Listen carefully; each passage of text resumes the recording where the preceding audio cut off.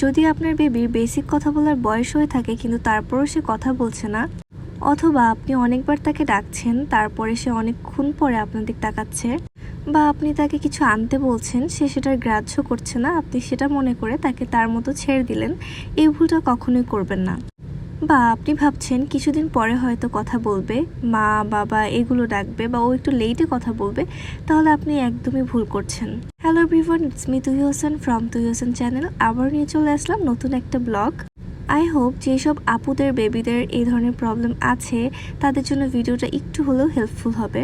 ভিডিওর প্রথমেই যেগুলো বললাম সেগুলো সম্পর্কে আমি খুবই কম জানি, তবে এই 2 দিনে যা বুঝতে পেরেছি সেগুলোই বললাম। এরকম আরও 100-রও বেশি প্রবলেম আছে বেবিদের, যেগুলোর নাম আমার জানা নেই। এর মধ্যে অনেক আছে, যেমন সেঞ্চুরি প্রবলেম, আইডেন্টিটি প্রবলেম, আরও কত কি। এই বিভিন্ন ধরনের সমস্যার মধ্যে ফাহাদের বেশ কিছু প্রবলেম ছিল, যেগুলো আলহামদুলিল্লাহ অনেক ইমপ্রুভ হয়েছে এবং এখনও প্রায় সুস্থের দিকে। ডক্টর এখন দেখলে ওকে বলে ওর তেমন কোনো প্রবলেমই নেই। আগেও বলেছিল যে এটা বাসায় বসেও ঠিক হবে, বাট তারপরও আপু রিস্ক নিতে চায়নি, যে কারণে ওকে একটা স্কুলে ভর্তি করেছে। আসলে খুব বেশি সচেতন না হলে এত কম বয়সে এই জিনিসগুলো কিন্তু ধরা যায় না যে আপনাদের বেবির মধ্যে এই প্রবলেম আছে। বাট আলহামদুলিল্লাহ আপু খুব তাড়াতাড়ি ধরতে পেরেছিল ফাহাদের বয়স হওয়ার আগেই। এটা নর্মাল কোনো স্কুল নয়, এটা হচ্ছে মিরপুর 2-এ অবস্থিত। স্কুলটার নাম হচ্ছে রিয়ান বাংলাদেশ, এবং আপনারা যদি কেউ এটার লোকেশন চান আমাকে অবশ্যই কমেন্ট করবেন, আমি ফুল ডিটেলসে জেনে আপনাদেরকে অবশ্যই লোকেশনটা লিখে দিব। এই স্কুলে বিভিন্ন ধরনের স্পেশালিস্ট আছে, ডক্টর, যারা আপনার বেবিকে দেখবে এবং আপনার বেবির যে ধরনের থেরাপি লাগবে সেই ধরনের থেরাপি দিবে। এর সাথে সাথে আপনার বেবিকে তার স্পিচ থেরাপি দিবে কথা বলার জন্য, এবং বিভিন্ন ধরনের খেলা করবে তাদের সাথে, বই নিয়ে বা বিভিন্ন জিনিস নিয়ে, বিভিন্ন টয়েস খেলনা নিয়ে। এবং প্রত্যেকটা বেবির জন্য আলাদা আলাদা ছোট ছোট ঘর আছে আলাদাভাবে পড়াশুনো বা স্পিচ থেরাপি দেওয়ার জন্য।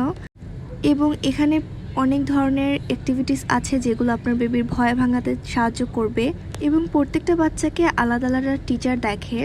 এবং আপনি বাহিরে বসে আপনার বেবিকে কেবিনের মধ্যে দিয়ে এসে বাহিরে বসে সিসিটিভি ক্যামেরাতে সুন্দর করে দেখতে পারবেন, আপনার বেবির কথা শুনতে পারবেন যে সে কান্না করছে নাকি বা তার কোনো প্রবলেম হচ্ছে নাকি। এবং আপনি যদি তাকে দিয়ে বাসায়ও চলে আসেন, তারপর সিসিটিভি ক্যামেরায় আপনার ফোনের মাধ্যমে এটা হচ্ছে আপনি লগ ইন করে নেবেন, বা তারা অফিস থেকে আপনাকে এটা আপনার ফোনে লগ ইন করে দিবে, এবং আপনি বাসায় বসে আপনার বেবির গলা, আপনার বেবির কথা, আপনার বেবিকে দেখতে পারবেন এবং তাদের সাথে কন্ট্যাক্ট করতে পারবেন।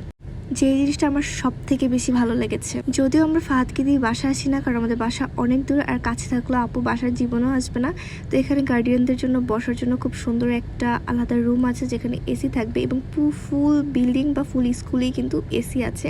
সকল মাকে একটাই কথা বলবো, সবাই সবার বেবির দিকে একটু বেশি করে নজর রাখবেন, কারণ এই সমাজে এখনো অনেক মানুষ আছে যারা বলে স্মার্টফোনের কারণে বেবিদের এই সমস্যা হয়, বাট একদমই না, এটা একদমই ভুল ধারণা, এটা এমনিতেও হয়ে থাকে। তো আজকে ভিডিওটি এখানেই শেষ করছি। যদি কারো কোনো বিষয় জানার থাকে অবশ্যই কমেন্ট করতে ভুলবেন না। আল্লাহ হাফেজ।